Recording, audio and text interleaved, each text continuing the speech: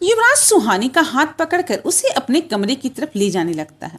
सुहानी युवराज के पीछे चलते हुए उससे कहती है, युवराज सर ट्रस्ट मी, मुझे कोई गलतफहमी नहीं हुई है। मैंने उस साये को सुब्रा आंटी के कमरे में जाते हुए देखा है। आप प्लीज उनके रूम के अंदर जाकर एक बार चेक कीजिए। युवराज सुहानी का हाथ पकड़कर सीढ़ियां चढ़ते हुए उससे कहता है, सुहानी, सुब्रा मासी के रूम में कोई नहीं है, तुम बेवजह ही परेशान हो रही हो। सुहानी युवराज को बहुत समझाने की कोशिश करती। उसने सच में उस साये को सुब्रा के कमरे के अंदर जाते हुए देखा था, लेकिन युवराज उसकी बात पर बिल्कुल भी ध्यान नहीं देता। कमरे के अंदर आते ही युवराज सुहानी के दोनों हाथों को पकड़कर उसकी आंखों में देखते हुए कहता है, मैंने तुमसे कहा था ना कि मेरे बिना इस रूम से बाहर मत जाना। सुहानी युवराज से कहती, युवराज सर यहाँ पानी था नहीं तो मैं बस वही लेने नीचे चली गई थी। युवराज सुहानी के चेहरे को अपने हाथों में लेते हुए कहता है, सुहानी प्लीज समझने की कोशिश करो, अब हर वक्त तुम्हारी जान को खतरा है। एक छोटी सी गलती भी हमें बहुत भारी पड़ सकती है। अब मैं तुम्हें खो नहीं सकता, हमें अब बहुत संभल कर रहना होगा। इस वक्त सुहानी युवराज की आंखों में देख रही थी। युवराज की आंखों में इस वक्त सुहानी की फिक्र और उसे खोने का डर साफ साफ दिखाई दे रहा था। ये देखकर सुहानी युवराज के करीब जाकर उसे हक करते हुए कहती है, सॉरी युवराज सर, मैं आगे से ध्यान रखूंगी कि फिर ऐसा कभी ना हो। युवराज भी सुहानी को अपनी बाहों में समेट लेता है। सुहानी को कसकर गले लगाए हुए युवराज की आंखों के सामने उस दिन का सीन चलने लगता जिस दिन युवराज ने मृदुला के पति की डायरी पढ़ी थी। उस दिन युवराज सुहानी के रूम में बैठा हुआ था। उसके सामने सुहानी, निशा और विवेक भी बैठे थे और उन तीनों की नजर युवराज पर ही थी। पूरी डायरी पढ़ने के बाद युवराज उस डायरी के लास्ट पेज पर पहुंच जाता है। जैसे जैसे वो डायरी का लास्ट पेज पढ़ते जा रहा था वैसे वैसे उसकी आंखों में बेचैनी और गुस्सा भी दिखाई देने लगा था। वो पूरी डायरी पढ़ने के बाद मन में ही खुद से कहता है, इस डायरी के अकॉर्डिंग उस साये के इंसानी रूप की कलाई पर मृदुला के पति हरीश के नाम का टैटू है, लेकिन हरीश के नाम का टैटू तो सुब्रा मासी की कलाई पर भी है। तो इसका मतलब मृदुला का साया इतने सालों से सुब्रा मासी बनकर मेरे साथ रह रहा है। युवराज यही सब सोच रहा था, तभी विवेक उससे कहता, युवराज सर उस लास्ट पेज में क्या लिखा है। युवराज विवेक के सवाल को टालते हुए उससे कहता है, कुछ नहीं, इस लास्ट पेज में मृदुला और उसके पति के कुछ पर्सनल मोमेंट्स हैं। ये सोचते हुए युवराज प्रेजेंट मोमेंट में आ जाता है। युवराज इस वक्त सुहानी को अपनी बाहों में लिए हुए अपने कमरे में था। जिस दिन युवराज ने वो डायरी पढ़ी थी उसी दिन से ही उसे पता चल गया था कि सुब्रा ही मृदुला है। उस दिन के बाद से युवराज ने सुब्रा पर नजर रखना शुरू कर दिया था और सुहानी, निशा और विवेक को सुब्रा से दूर रखने की भी लगातार कोशिश करता रहता था। युवराज सुब्रा को यह पता नहीं चलने देना चाहता था कि वो उसकी सच्चाई जानता है। युवराज सुहानी को खुद से अलग करता है, उसे उसके बेड पर लिटाते हुए उसके सर पर अपना हाथ रखकर कहता है, अब सो जाओ, गुड नाइट। सुहानी कहती है, गुड नाइट। युवराज एक नजर सुहानी को बड़े प्यार से देखता है और फिर अपने बेड पर आकर सो जाता है। काफी रात हो चुकी थी लेकिन सुहानी को अब तक नींद नहीं आई थी। जैसे ही वो सोने के लिए अपनी आंखें बंद करती थी उसे अपनी आंखों के सामने वो साया दिखाई देने लगता था। सुहानी आज रात उस साये को देखकर काफी डर गई थी। सुहानी जब युवराज की तरफ देखती है तो वो अपने बेड पर सोया होता है। सुहानी अपने बेड से उठकर युवराज के बेड के पास जाती है और एक पिलो युवराज के साइड में रखकर उसके दूसरे साइड खुद लेट जाती है। इसके बाद सुहानी धीरे से युवराज का एक हाथ अपनी तरफ लाकर उसे अपने दोनों हाथों में थामते हुए सो जाती है। इस बार कुछ ही देर में सुहानी को नींद आ जाती है। सुहानी को नींद आते ही युवराज अपनी आंखें खोलता और सुहानी की तरफ अपना चेहरा करते हुए उसे देखने लगता है। कुछ देर के बाद सुहानी को इसी तरह से प्यार से देखने के बाद युवराज उसके फॉरहेड पर एक किस करते हुए सो जाता है। अगली सुबह सुहानी घर के दरवाजे के पास राघव, निशा और विवेक को सी ऑफ कर रही होती है। निशा और विवेक सुहानी को बाय कहते हुए वहां से निकल जाते हैं। उन तीनों को वहां से निकल जाने के बाद युवराज और सुहानी भी ऑफिस के लिए निकल जाते हैं। सुभा लिविंग एरिया में खड़े उन सबको वहां से जाते हुए देखती रहती है। सबके जाने के बाद सुभा एक डेविल स्माइल के साथ कहते, अच्छा हुआ वो तीनों यहाँ से चले गए, अब बस ये लड़की बची है। बस एक बार ये मुझे अकेले मिल जाए फिर मैं इसकी कहानी भी खत्म कर दूंगी।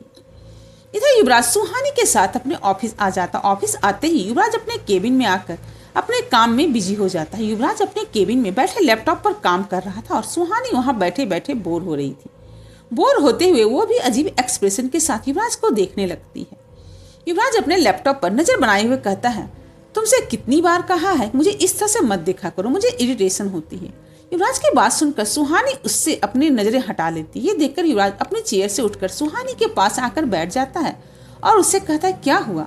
सुहानी युवराज से शिकायत करते हुए कहती, युवराज सर, मैं बोर हो रही हूँ। आपने कहा था कि आप मुझे यहाँ कुछ सिखाएंगे, लेकिन आप यहाँ आकर खुद काम में बिजी हो जाते हो और मैं यहाँ बोर होते रहती हूँ।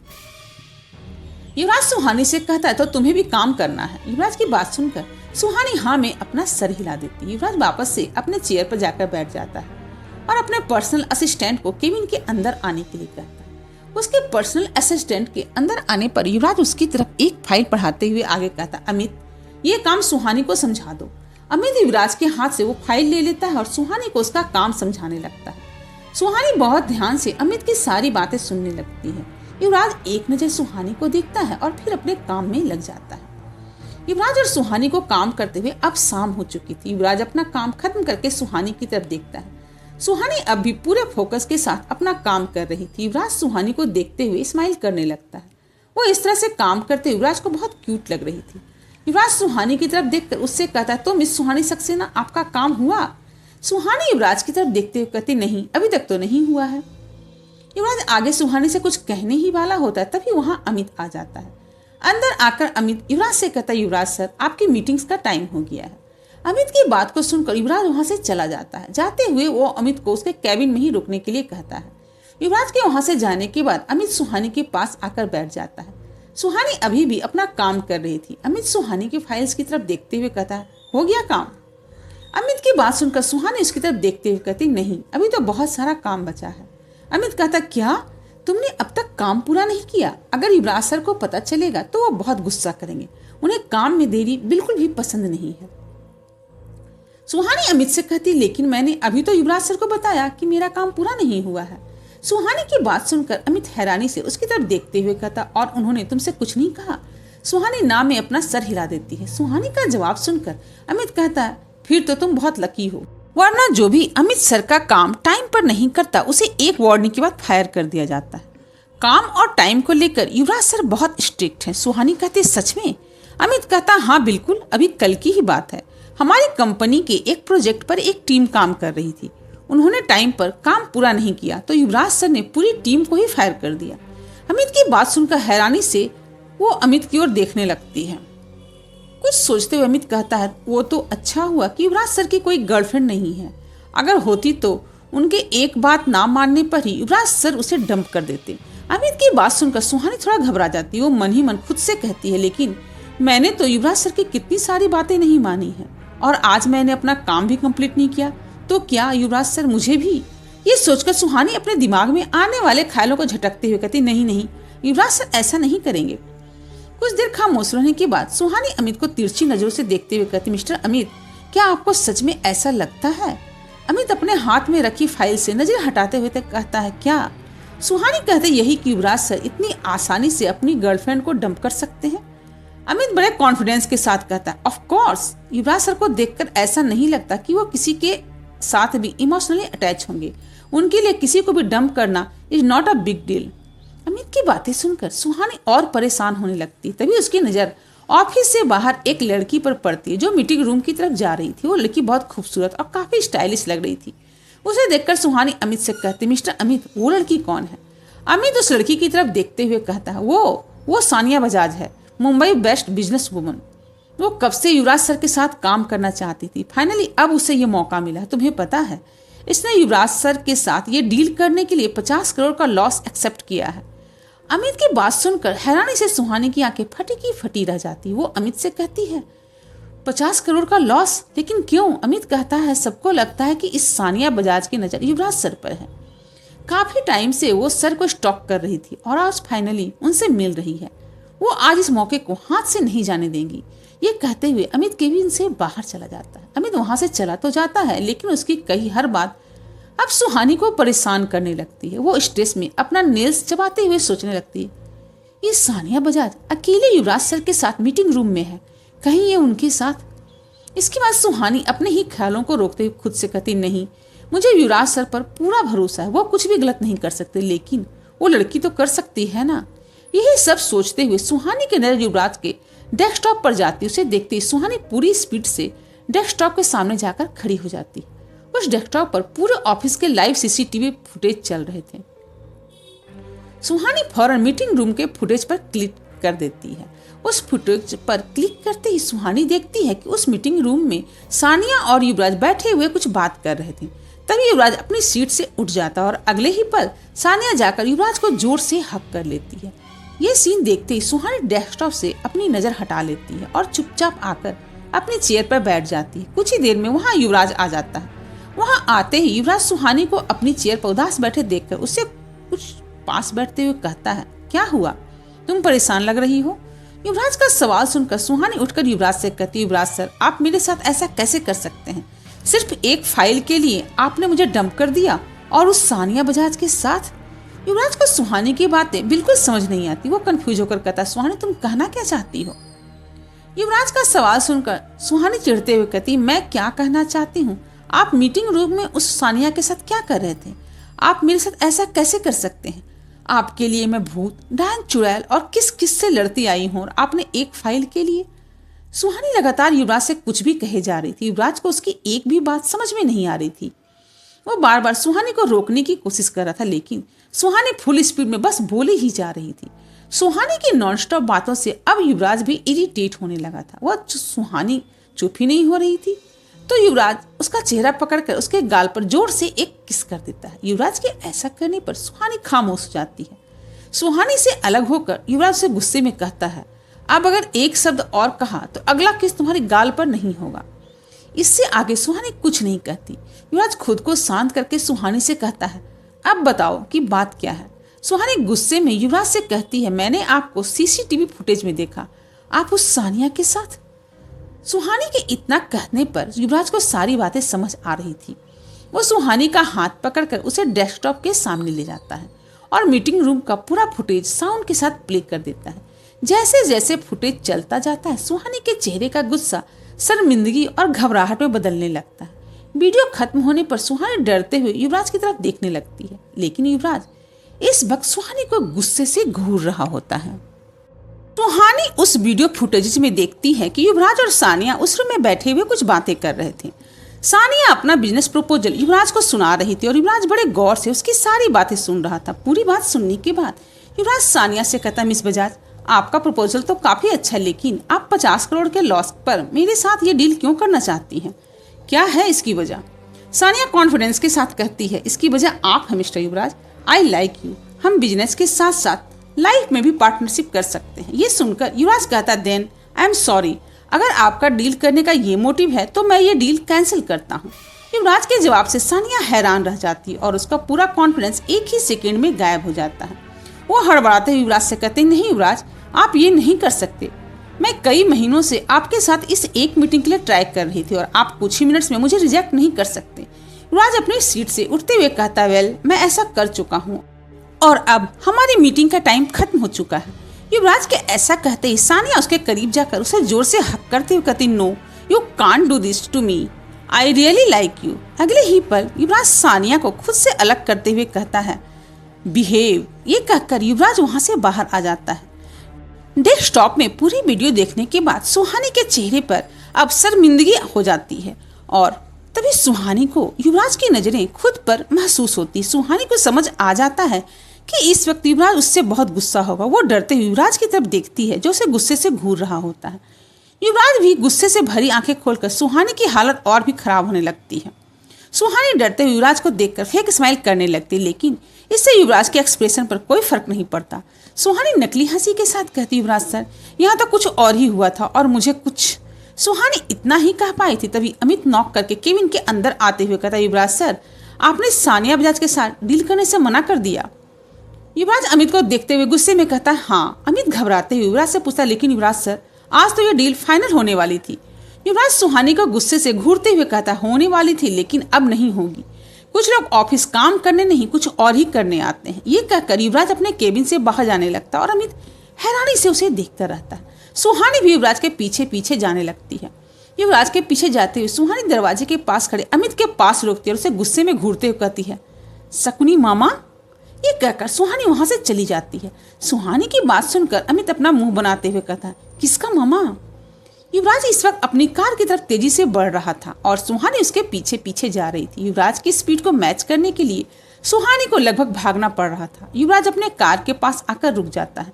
युवराज के अचानक से रुकने पर सुहानी अपनी स्पीड कंट्रोल नहीं कर पाती और वो युवराज से टकरा जाती है। युवराज से टकराते ही सुहानी के मुंह से आवाज निकल जाती, आह मेरी नाक। ये सुनकर युवराज पीछे मुड़कर देखता है तो सुहानी अपनी नाक पकड़े खड़ी रहती है। युवराज गौर से सुहानी को चेहरे को देखता और सुहानी को कुछ खास चोट लगी नहीं होती। ये देखकर युवराज कहता, चलो कार में बैठो, और खुद ड्राइविंग सीट पर जाकर बैठ जाता है। युवराज इस वक्त सुहानी से नाराज था, इसलिए वो उसे अपना कंसर्न नहीं दिखाना चाहता था। घर आते हुए युवराज सुहानी से कोई बात नहीं करता। सुहानी युवराज के चेहरे पर गुस्सा साफ साफ देख पा रही थी, इसलिए उसकी भी युवराज से बात करने की हिम्मत नहीं होती। अब रात हो चुकी थी। युवराज और सुहानी इस वक्त युवराज के कमरे में ही थे। सुहानी अपने बेड पर बैठे अपने नेल्स चबाते ही युवराज की ओर देख रही थी, जो अपने बेड पर बैठे लैपटॉप के पास कुछ काम कर रहा था। युवराज अपने लैपटॉप को देखते हुए सुहानी से कहता है, तुम्हें मुझे कितनी बार कहना पड़ेगा कि मुझे ऐसी शक्लें बनाकर मत घूरा करो। फाइनली युवराज का कोई रिएक्शन पाकर सुहानी के चेहरे पर स्माइल आ जाती है। वो फौरन अपने बेड से उठकर युवराज के बिल्कुल सामने जाकर बैठ जाती है और उसे स्माइल करते हुए देखने लगती है। सुहानी को ऐसा करते देखकर युवराज उसकी तरफ देखते हुए कहता है, व्हाट? सुहानी मासूम सा चेहरा बनाते हुए कहती, युवराज सर, आई एम सॉरी, मुझे बिना पूरी बात जाने ऐसे रिएक्ट नहीं करना चाहिए था। युवराज फिर से अपने लैपटॉप पर नजरें डालते हुए कहता है, इन बातों के लिए मेरे पास टाइम नहीं है, मुझे काम करने दो, वरना मैं तुम्हें तुम्हारे रूम में अकेला छोड़कर आ जाऊंगा। युवराज की बातें सुनकर सुहानी मुस्कुराते हुए कहती, युवराज सर, आप मुझे अच्छे से धमकी भी नहीं दे पा रहे हैं। मुझे पता है मैं चाहे कुछ भी कर लूं, आप मुझे अकेले नहीं छोड़ेंगे। युवराज अब सुहानी की बात पर कोई रिएक्ट नहीं करता। ये देखकर सुहानी युवराज के पास जाती है और उसके हाथ को पोक करते हुए कहती, युवराज सर, आई एम सॉरी, आगे से नहीं होगा। युवराज फिर से सुहानी की बातों को इग्नोर कर देता है। जब सुहानी के बार बार माफी मांगने पर भी युवराज उस पर ध्यान नहीं देता तो सुहानी युवराज के लेफ्ट साइड में जाकर बैठ जाती है और उसके हाथ में अपना हाथ डालकर उसके कंधे पर अपना सर रख देती है। सुहानी को ऐसा करते देखकर युवराज कहता है, ये तुम क्या कर रही हो? सुहानी युवराज के कंधे पर अपना सर रखे हुए कहती है, आपने ही तो कहा था कि आप मुझे अपना काम सिखाएंगे, तो मैं वही सीख रही हूँ। देखिए मेरी नज़र लैपटॉप पर ही है। युवराज चिढ़ते हुए कहता है, तुम मुझे परेशान कर रही हो। सुहानी कहती, क्यों युवराज सर, मेरे पास होने पर आप डिस्ट्रैक्ट हो जाते हैं क्या? युवराज सुहानी की बात का कोई जवाब नहीं देता, लेकिन उसके चेहरे पर एक हल्की सी स्माइल आ जाती है। युवराज सुहानी का उसे इस तरह से मनाना बहुत इंजॉय कर रहा था, लेकिन ये बात वो सुहानी के सामने जाहिर नहीं कर रहा था। उसे खुद भी सुहानी का ऐसे उसके करीब होना बहुत अच्छा लग रहा था, लेकिन अभी भी वो सुहानी के सामने गुस्से होने का नाटक कंटिन्यू करने वाला था। युवराज लैपटॉप पर अपना काम करने लगता है और सुहानी युवराज के कंधे पर अपना सर रखे हुए लैपटॉप को ही देखने लगती। काफी देर बाद युवराज जब अपना काम खत्म करके सुहानी की तरफ देखता है तो सुहानी अब तक सो चुकी होती है। युवराज बड़े आराम से उसे अपने बेड पर अच्छे से सुला देता है। इसके बाद वो अपने और सुहानी के बीच एक पिलो रखकर बिल्कुल उसी तरह से सुहानी का हाथ पकड़कर सो जाता है जैसे कल सुहानी युवराज का हाथ पकड़कर सोई थी। सुबह के 4 बजे थी। समायरा अपने कमरे में ध्यान मुद्रा में बैठी अपनी साधना कर रही थी। ध्यान में वो कुछ पता लगाने की कोशिश कर रही थी। तभी उसकी आंखों के सामने वो सीन आने लगता है जब उसने विशिंग बेल के पास युवराज का हाथ अपने हाथों में लिया था। ये सीन देखते ही समायरा के चेहरे पर सिकन आने लगता है। कुछ देर के बाद अचानक से समायरा की आंखें खुल जाती हैं।